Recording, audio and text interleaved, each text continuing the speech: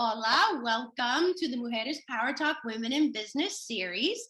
I'm Lisa Zazier, Executive Director of the Educational Programs for the Virginia Hispanic Foundation. And I'm Sandra Felipe. I'm the Office Coordinator for the Virginia Hispanic Chamber and Foundation. And so we are so excited to have with us nationally recognized Sylvia Acevedo, one of America's top 50 women in tech, as stated in Forbes Magazine, and CEO of the Girl Scouts for the USA. And this is one amazing woman. I am so excited to chat with Sylvia today. And Sylvia began her career as a rocket scientist, systems engineer in NASA's Jet Propulsion Laboratory, working on the Voyager 2 team. And this role led to the executive level positions with tech companies, including Dell, Apple, IBM, and Autodesk. Then later, Sylvia was appointed as the White House Commissioner in the Obama administration. So as CEO of the Girl Scouts of the USA, Sylvia led the transformation of the organization, introducing 146 new STEM, outdoors entrepreneurship, civics badges, and programs which develop skills needed to succeed in our world. And being on the cutting edge of technology, Sylvia, oh my gosh, was appointed to the board of the directors of Qualcomm Inc. as a member of the governance committee. And she inspires others to not just be users of technology, but to become designers, creators, innovators, and leaders. And that leadership, inspiration, and success has been recognized throughout her entire career through local, national, international recognition and awards. And to inspire you, Sylvia wrote Path to the Stars, My Journey from Girl Scout to Rocket Scientist, to share her story of how she overcame many challenges to become one of the first Hispanics, male or female, to graduate with a master's degree in engineering from Stanford University. And we are so excited to hear her words of inspiration today, to keep us all moving forward on our journeys in successful paths of our lives. So Sandra, you want to start out? Thank you, Lisa. And Sylvia, like Lisa said, thank you for being here with us today. We're really excited to hear your opinion, your thoughts, and what drives you to all the things that you do in leadership and in your career, personal and professional career. Well, we want to start by going back at the early stage of your life, and we want to ask you first, as a child, what drew you to science and technology? Where did that passion begin? You know, I was really fortunate when I was a young girl, to have joined the Girl Scouts. And one of the first times I went on a camping adventure, I was introduced to s'mores, these wonderful marshmallow graham cracker chocolate. And after I ate it, it was at night, and it was in New Mexico, and you could see the stars. And I was just looking up at the sky. And my troop leader sat next to me, and she pointed out that they weren't just twinkly lights, but they were actually stars, planets, constellations. And I had no idea about that. Well, she remembered that. And later on, when I was earning badges, I wanted to earn a cooking badge like all my friends. And she said, why don't you also earn a science badge? And she said, remember, you really like looking at the stars, so why don't you do something around space? And I was so grateful for that, because I decided to make an Estes rocket. And it took me 6 times before I was successful. But that was really important, because it taught me to keep trying. And because I was in an all-girl environment, after I failed the first time, the second time, the third time, no one said, oh, Sylvia, you're a girl, you can't do it. It was about, how do you figure out to do it? So by the 6th time, that rocket finally went up into that beautiful blue New Mexico sky. And I thought to myself, I can do it. I can do science. I can do math.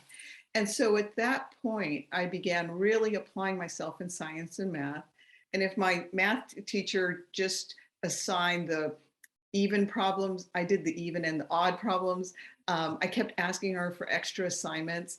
And like any kid, when you get good at something, you like doing it some more. And so because I was good at math, I liked doing more of it. And then I would do more math. And so I got so good, I became a rocket scientist. That's amazing. I think, sorry, Lisa, just to chime in real quick. I think you point a very good keywords, and it's keep on trying, and not just 1, 2 times, 3 times. We often hear that, okay, to the 3rd one, we're gonna make it at the 3rd one. but you try more than that, and until you made it. So that's a very important thing to point out, that it doesn't take 1, 2, or 3 times. It can take longer, but as long as you keep on practicing, it's achievable. Mm-hmm. Yes, I was going to say I was a Girl Scout as well, and it was a wonderful experience. And I think you had probably a top-notch troop leader who noticed these things, because sometimes it takes that other person to just notice and help you launch in a different, new, exciting way. So another question we had was, a lot of people say that people are born leaders. Did you always believe you had the qualities to be a fantastic leader, or is this like a quality that you feel you've gained over the years and you developed? Oh my goodness, this is something that has really been developed, because I didn't grow up thinking I would necessarily be a leader, and there were hardly any female role models, and more in history or in books than in real life. And so for me, I didn't necessarily think of myself as a leader, but I very much aspired myself as to be a leader. And it's something that I've worked on, and I continue working on it. How can I be the best leader that I can be, especially inspiring the rising generation? So it really is something that, you can work on to get better and to be good at. There are really key skills that are very important to be a good leader, and you can work on them and become a great leader.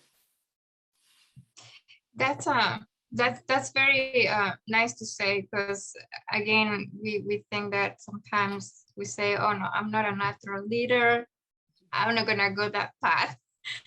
But it's nice to know that you can practice and you can learn to be better. And with that, we have another question, and that is, as an individual with such an incredible career in so many fields, did you always have that dream of becoming or being in science and technology, or did you have another career dream that you wanted to pursue? So, when I was a young kid, there weren't role models for me that were like that. And I actually, in some ways, it was a bit of a gift, because I discovered I liked science and math and I liked rockets, but all I saw were men in those roles. And so in my young head, I decided I wanted to be that. And to do that, I told myself, to be an engineer doesn't mean you're going to be a male engineer. You're going to be an engineer, or you're going to be in business, and it's not a male business. So what I did as a young kid is I said, what do they do? And how can I learn to do those things? Because, I knew if I just thought of him as a male engineer, I would never think I could be that. So I decided an engineer does these things. And so I learned how to do those things. Obviously a lot of math and science and a lot of other things that you learn about. But that was really important, because then I never let myself be less than. And in my head, I was always belonging. And at the time, again, when I was growing up, IBM was this really big company. And I also had a dream that maybe like I could work at IBM. And again, all you saw were men in those positions. And so I would tell myself, what skills do I need to be in those roles? And then I went about to get those skills. Again, not letting myself be limited, because then if I said, oh, it's a male's job or whatever, I would never be able to do it. But if I said, this job requires these skills, and then I got those skills, then in my mind, I said, I can get that job. And that's actually what happened. That's amazing. So who are your role models growing up? Was it people in your family, or was it like with the influences and the passions that you had? Was there anybody that stood out for you? Well, I was really fortunate that my mother helped me learn to read at an early age. And then I got into Head Start, and I had a great teacher who saw that I wasn't good at crafts. So in show and tell, I didn't have to do an art project or a craft project. She actually asked me to talk about the books I was reading, which is like, very simple, basic books about Spot, Jane, Sally, the famous Dick and Jane books. But you know what? That really fostered my love of reading. And so my role models came from the women I discovered in books, and there were two, Clara Barton and Florence Nightingale. And people think they knew I really loved those two. They thought I wanted to be a nurse. But it turns out that I think what drew me to them, besides them being leaders, was that they, what really drew me to Clara Barton and Florence Nightingale was that they were problem solvers. They made a difference, they made an impact, they kind of changed the world. Clara Barton created the first aid kit. Clara Barton really helped in the Civil War and, started the American Red Cross. And then Florence Nightingale, she changed the medical system to this day. The triage system that we use was developed because of Florence Nightingale. And what I loved about her was that during the war, she saw all these people dying in the Boer War. And she thought, how could we, reduce the casualties? And she figured out a system that would dramatically reduce the number of people dying. And she couldn't convince anybody because she was just a nurse. So then her girls really couldn't learn math back then, but her father taught her math. And so she figured out statistically, she could prove that her methods would reduce battlefield casualties. And even then they didn't believe her. So she did something great. She hired a map maker to figure out, how do you depict numbers into pictures? And so she hired a cartographer, somebody who makes maps, and they figured out how to depict the numbers into a chart, because that's what map makers made, was charts, which is why now when you use spreadsheets, they're called charts. Well, she created one of the first charts in the world with that. The picture, this picture told the story, and they changed the ways of triage, which we use to this day. As a result, Florence Nightingale became the first woman to be inducted into the Statistical Royal Society in England. And she really did change modern medicine, not just modern nursing, but modern medicine. So as you can tell as a kid, those women really inspired me.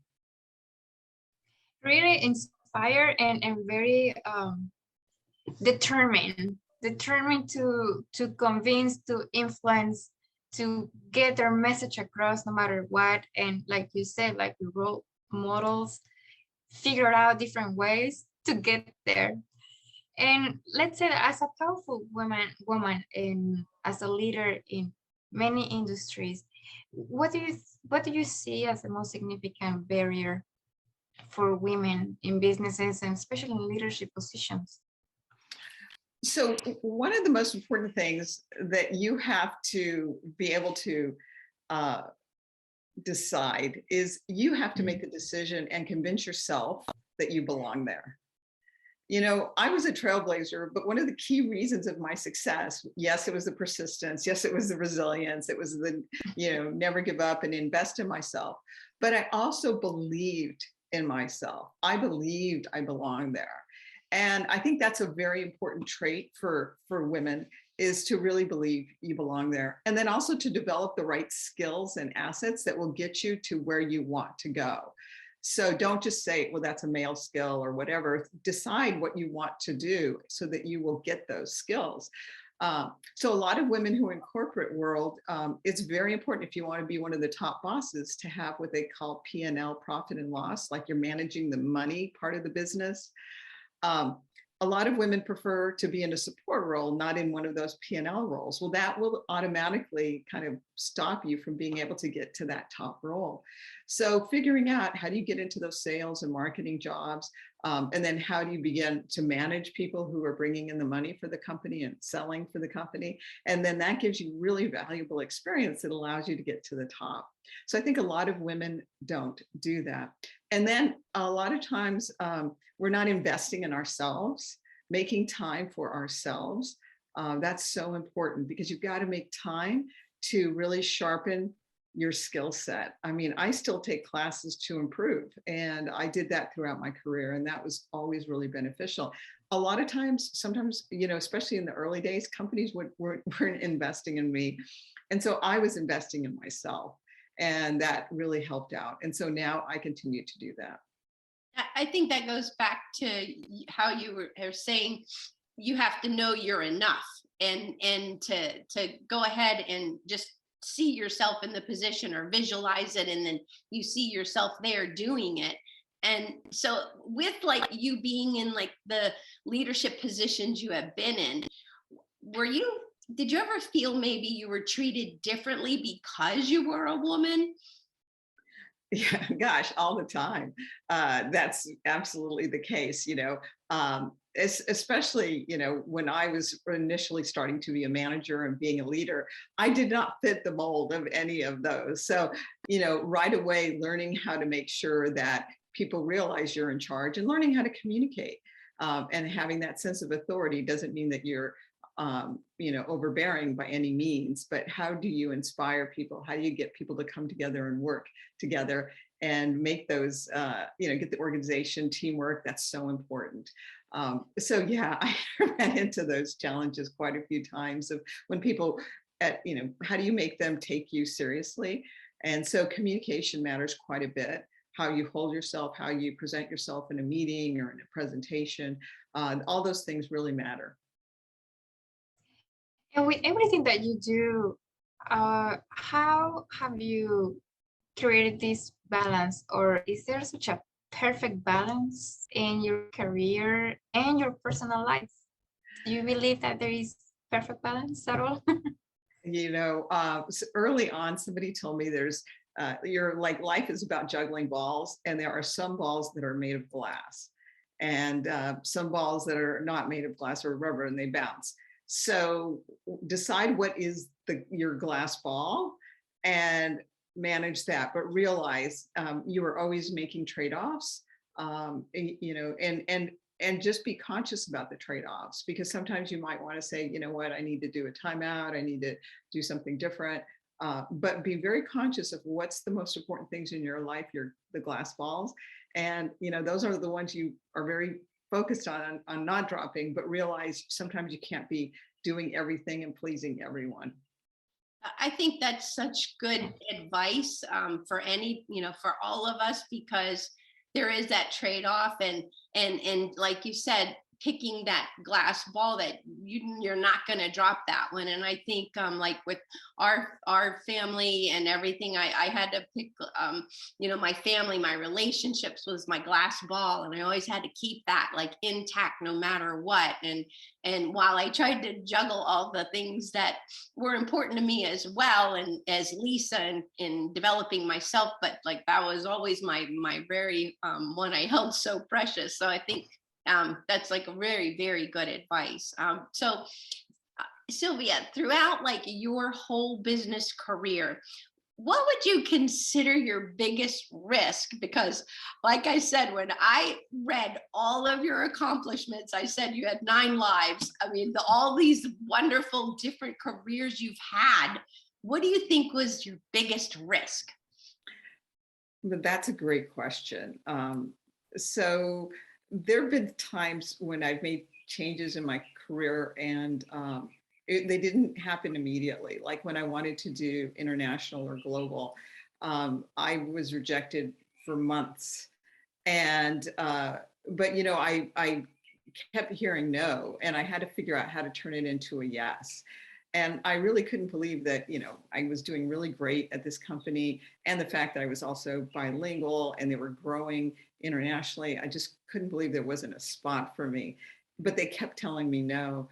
So finally, numbers are my superpower. And so I created an analysis that showed that if that particular region, which included Latin America, but was called, the Pacific region, that if they had the same kind of sales rate that I had in my accounts, of these multinational companies that we had multinational deals with, but they hadn't taken advantage of, the sales revenue would grow by hundreds of millions of dollars throughout the region.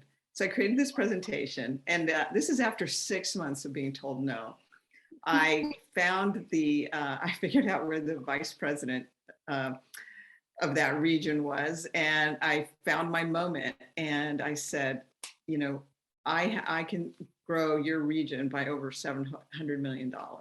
And he looked at me and I said, I've got the presentation. And he said, okay, I'll give you 5 minutes. Went into a team room and we went through the presentation and he's like, wow, I had just we'd never even thought about calling on these accounts and didn't know that they had multinational arrangements, et cetera. And so he went to grab the presentation and he said, can't I have it? And I put my hand on it and I said, it comes with me. And, that was really risky, but I got the job, right?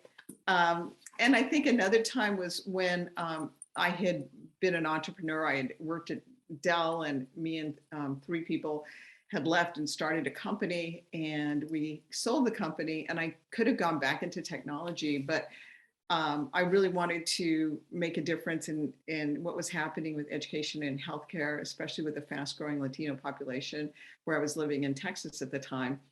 And that was a huge risk, right? And, I wasn't an educator, or I wasn't a physician or anything like that. But I knew that they needed somebody who could really think analytically and could create systems that could scale to meet the needs of the population. And that ended up working out really well for me. And I ended up getting to the White House and I got the Otley Award from the President of Mexico, which is the highest civil rights award that Mexican government gives to a non-Mexican citizen. So, that was a big risk, but, it worked out as well.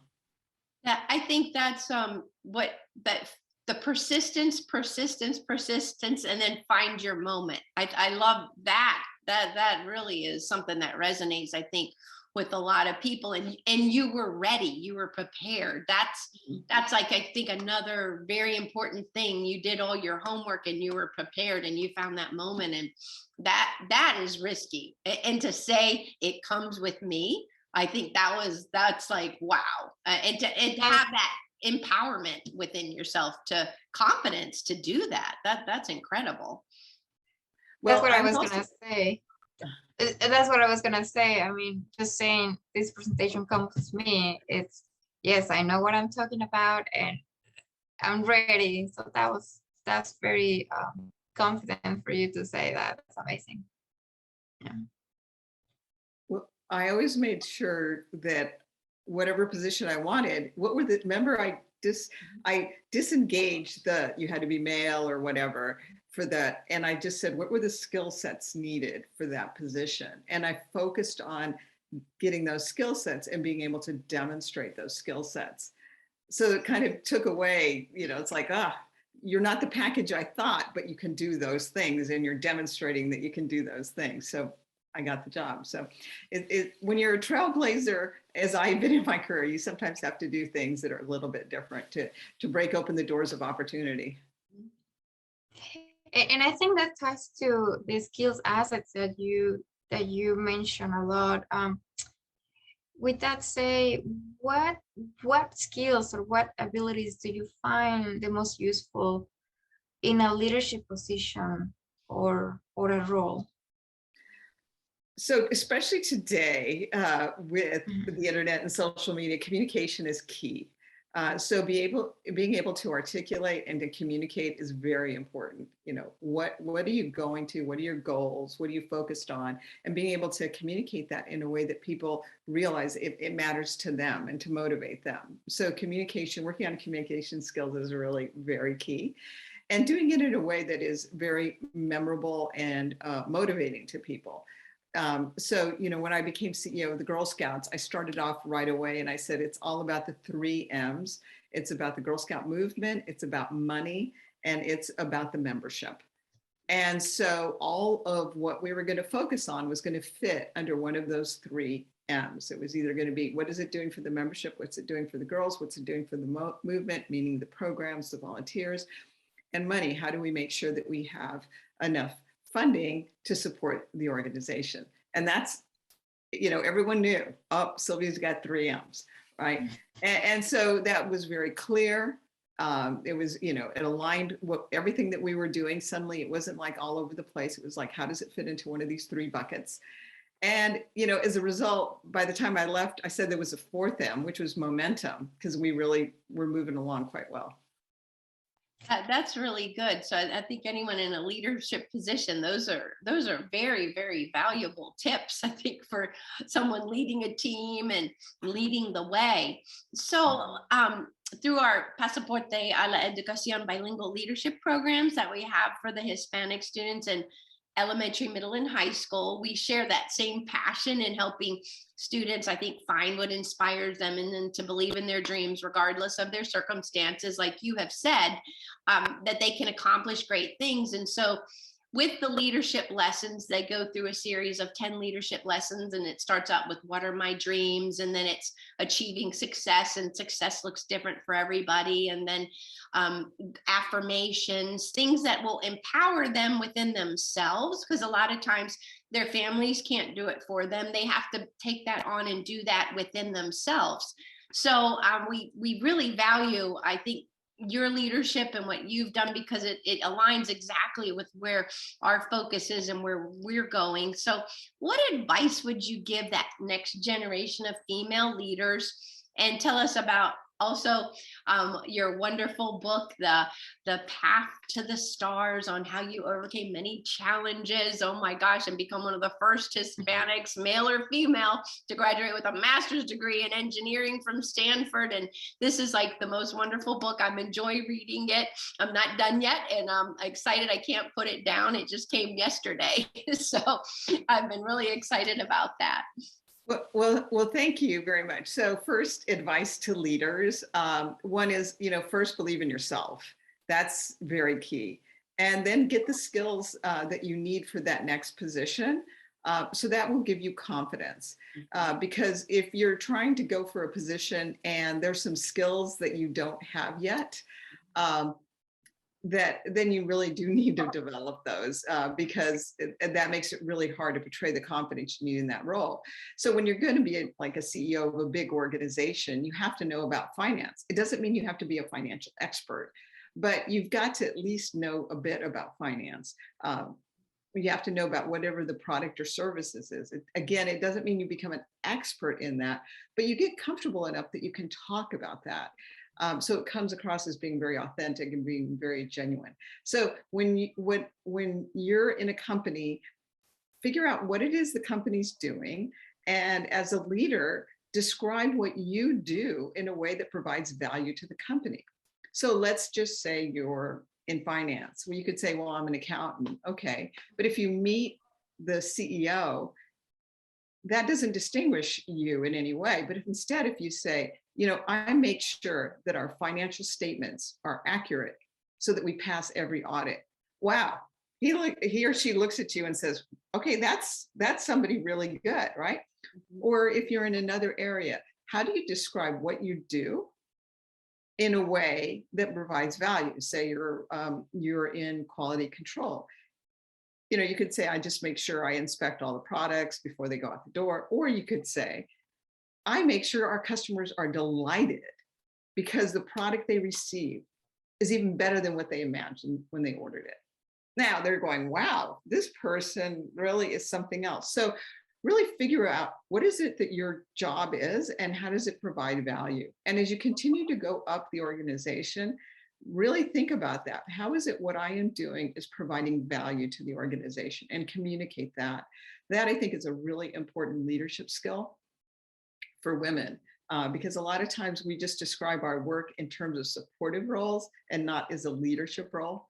And it's very important that you describe that in terms of leadership. And then also the first person you have to convince is yourself. Yeah. You've got to have that confidence. So now about my book, Path to the Stars. It's also in Spanish, Camino a las Estrellas. And the reason I wrote it is I would give talks to students. And I remember I was out at this school, and I gave this talk. And then as I was leaving, I saw this really long line. And so I was kidding the organizer. I said, oh, that's the lunch line. And she goes, no, that's the line of kids that want to talk to you. And I looked at that line. I said, oh, I'm glad I don't have another appointment right now. There's a lot of kids to talk to. And what I realized is that so many of them, they didn't have anyone like me. They didn't know about anyone like me. There aren't any very, very, very few books about women in STEM, Latinas in STEM, or anything like that, or Latinas business executives, Latinas in the White House, Latinas leading, a major corporation, right? Being the CEO of a major corporation like the Girl Scouts. They just didn't know that, right? So I realized I needed to write a book. And that's why I wrote the book. And the reason I wrote it for middle school was that with the world changing around us, with digital age upon us, you have to know a little bit about math and science. And that was such a distinguishing factor in my career. And if you don't know math or science, your career trajectory is really going to be limited. But for me, I thought I'm going to write this book and hopefully inspire kids before that window of opportunity closes and they stop taking the very important math and science electives. So it's kind of like when those elevator doors are closing, and I had my mental image of the book was like stopping right in the doors, kind of like the last chance. And so, and then the other thing is, I grew up, all my grandparents were from Mexico. My mom was born in Mexico. My dad was born in El Paso, Texas. And so I grew up in a Spanish-speaking household. Bilingual education is just so important. And I wanted to make sure my book came out in both English and Spanish. And the publisher said, Sylvia, that's not how it works. It's going to be in English, and if it sells, then we'll translate it to Spanish. I said, no, it's coming out in English and Spanish. And they said, no, we're not. I said, so what's the problem? They said, well, it costs money to translate. I said, take it out of my advance. And the book came out in English and Spanish at the same time. So I'm really happy with that. It's written at a middle school level, so it's very accessible. So adults who are learning Spanish or practicing their Spanish, they love the book in Spanish because it's very easy to read. But I really wrote it to inspire kids. And, right now, when you think about me, you think, oh my gosh, you're an author, you're a corporate board director, you were a CEO, you worked in the White House, you're an engineer, all these things. But you can also tell the story is I grew up on a dirt road. My family ran out of money. We had to go live with other family members. Imagine, growing up 5 adults, 6 kids in a small house with 1 bathroom, right? But that was my life for a period of time until we were finally able to, get a rent house. And so, I think sometimes people think, oh, Sylvia, you had it easy. No, my family had tragedies, we had traumas, we had really a lot of challenges. And I wanted to give kids hope that you can overcome them and that you can live a life of your dreams. And that really is my book. I definitely, I'm getting that, feel that when just these first few chapters that I've read, and I can put myself right there. And my husband and you have a lot in common. They have the 6 kids in their family, and they shared the bathroom. And he also got the Oatley Award as well. And it's such an honor. I mean, to be acknowledged that way. And I think it's just incredible. And I know Sandra, she has just blossomed and she in her careers, and she keeps continuing educating herself and going for it. She keeps always taking classes, and I think that's what the inspiration is constantly keep working on yourself, and no matter where you are, and just keep going. And I know that like you, with this next generation of business women leaders that are coming, listening to you, I think will give them that extra boost that they need to keep going. And we're just so excited that you were here today with us and being able to share your wisdom. Well, thank you. I say to all of those of you who are listening that, like I said, the first person you have to convince is yourself, and you can live a life of your dreams. You do have to work at it, and what you will find is it does get easier. And failure is part of the journey. And I like to say failure is first attempt in learning, FAIL, first attempt in learning. So, if you are successful right away, that's great. But if you continue to live your life of your potential, you're going to have a lot of learning experiences. And how do you turn those learning experiences into, great experiences for you so that develops you to be the great potential that you have inside of you. And I am really fortunate that I've been able to live that life and of overcoming a lot of challenges, a lot of obstacles, being a trailblazer. And I want to open up and make sure that it's not just a path to success. There's a huge highway of opportunity behind me for all of you. I think that's excellent. I know with the students that we're working with in the schools, I know a lot of them have said some of the girls were saying how math was very hard, and they're trying to learn their English. Some of them don't speak English, or maybe don't read or write in Spanish as well, and it's making it hard to learn their English. So any advice to give these girls that are in the schools right now that we're working with? Sure. Well, math is a universal language. So, one is one, two is two, all over the world. So that is really fantastic. But in terms of language skills, you find something that you are interested in and start there. So, when you are trying to learn something that is interesting to you, you will then want to do it more and more and get better skills at it. So really do find that, and then decide, I want to learn about, maybe you like plants, maybe you like nature, maybe you like, animals, or maybe you like science or space. Really focus on that and start learning how to read and write about that topic, because you're interested in it. And because you're interested in that topic, you're then going to have confidence. And then when you have that confidence, you'll be able to build to competence to be even better at it. So, it does take time to develop. When you think about engineers, you don't always think about good people who are able to speak really well or communicate well. And I'll tell you, I was one of those. In one of my first speaking opportunities, it was so bad. There were two people on stage, me and this other woman. No one asked me any questions, and my presentation was so flat. And on the other hand, her presentation was like amazing. And I remember telling myself, okay, Sylvia, this is something you're going to have to work at. I took a lot of lessons. I practiced. I really worked on my ability to speak and to communicate. So it's not something that came to me naturally. It was something that I really worked on. And anything you want to do, you can do it. It just might take you some time, but that's okay. You'll get good at it, and it'll serve you your entire life. You seem a natural, right, Sandra? Yeah. She's Yeah. natural. You seem so natural too. I relate to that in terms of practicing and practicing and practicing, especially like when I'm taking classes. I have to rehearse and rehearse and rehearse, because if I do it improvising, it just looks really bad. So you're right, practice makes it better. And thank you for bringing up that math and numbers are really important. I think that I include myself. Sometimes we say I'm not really good at that. I don't like math for XY reason.